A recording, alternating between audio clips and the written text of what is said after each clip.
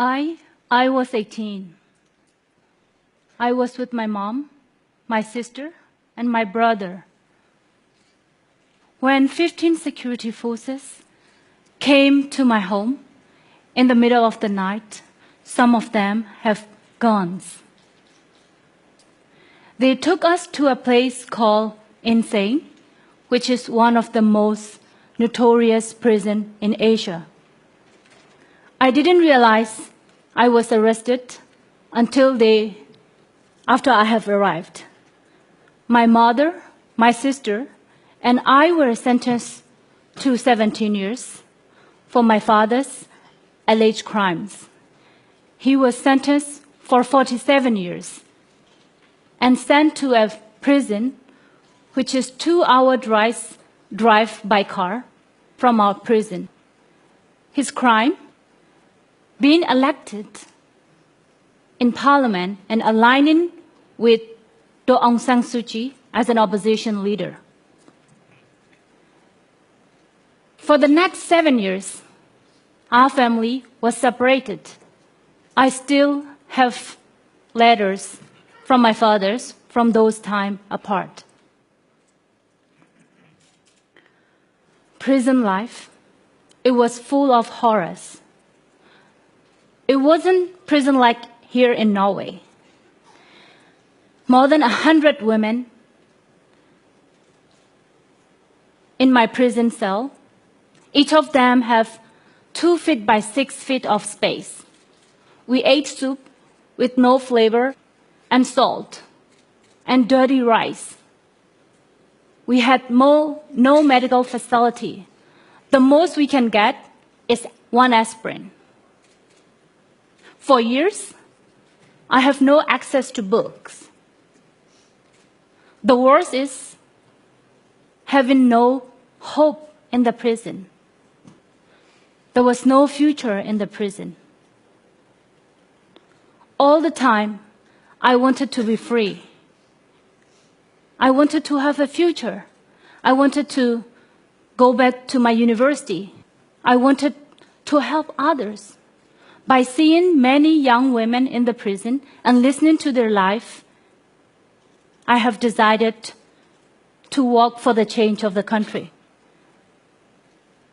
In 2010-12, my family was released along with the other political prisoners with the presidential amnesty after the first elections in 20 years. My family was persecuted not only because my father was a politician, but also because we are Rohingya. Rohingya are a million-strong ethnic and religious minority in Burma, which population is 55 million, mostly Buddhist. The Rohingya is an indigenous population with our own language, traditions, and culture in Burma. But we are different from the rest of the population. We are Burmese, but we are part of the Muslim populations in the country, which is less than 5% of the population. In 1948, Burma became independent.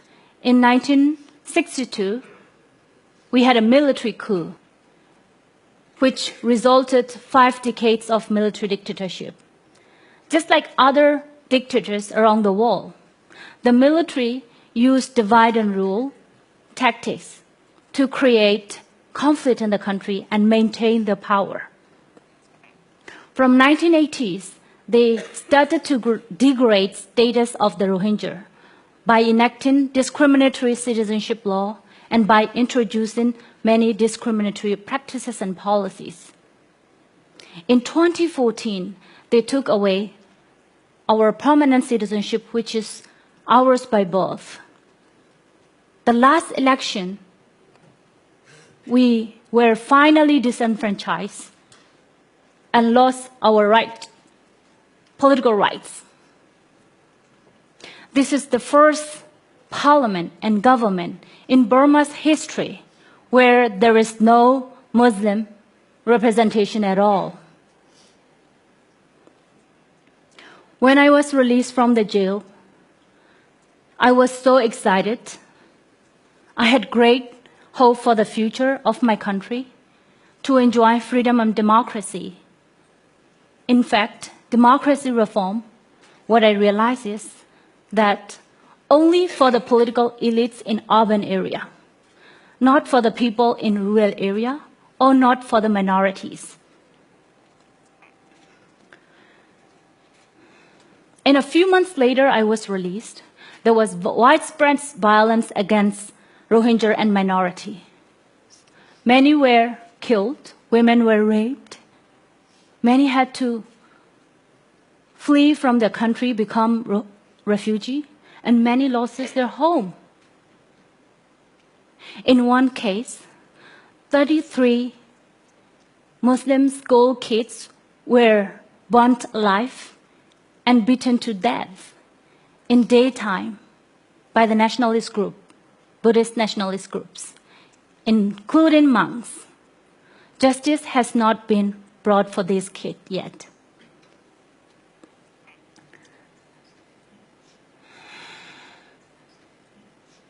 About 150,000 Rohingya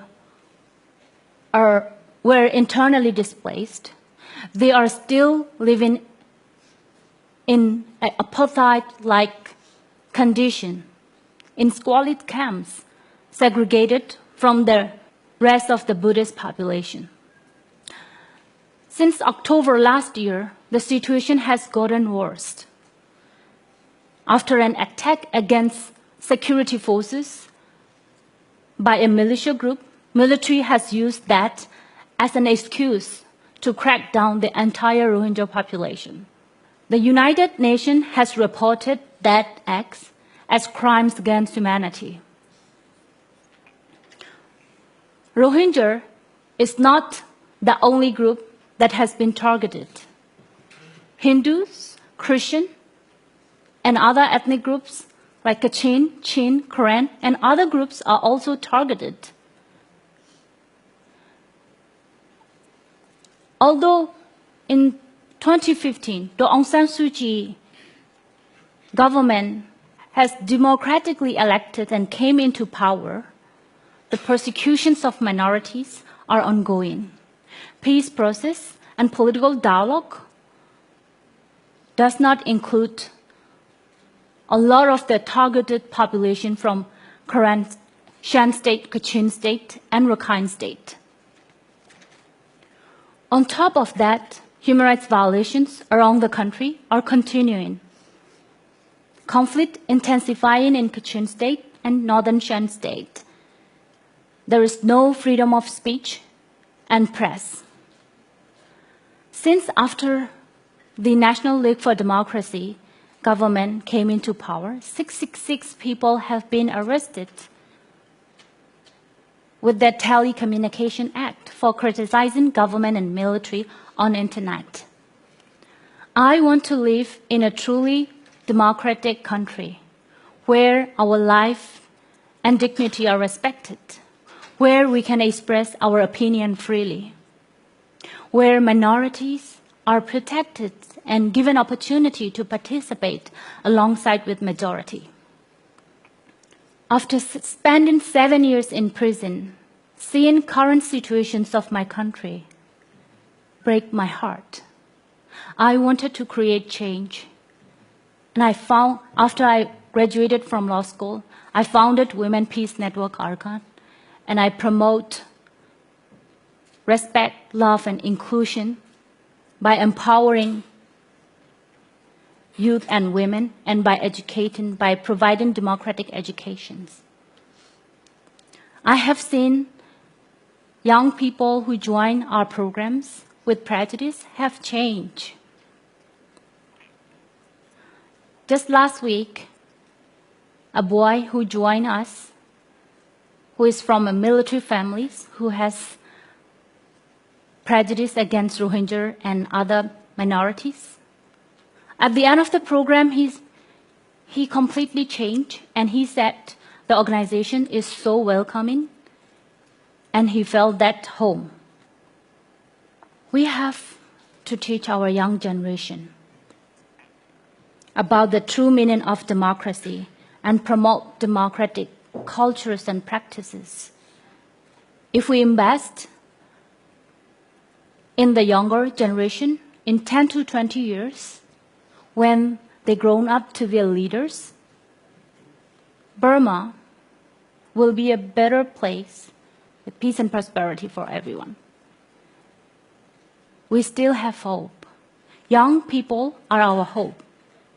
And I believe all of us can help promote human rights and freedom if we take our own responsibility by engaging, supporting, and by taking actions. Even like people like me who has gone through tremendous hardship and still facing many challenges can take actions. And I believe each and every one of you can do much better than I do. Yeah, it doesn't matter. It doesn't have to be you are a human rights promoter or you are working in a civil society. You could be in the government. You could be a businessman. You could be a student. Wherever you are, whoever you are, if you commit, we will have a better world.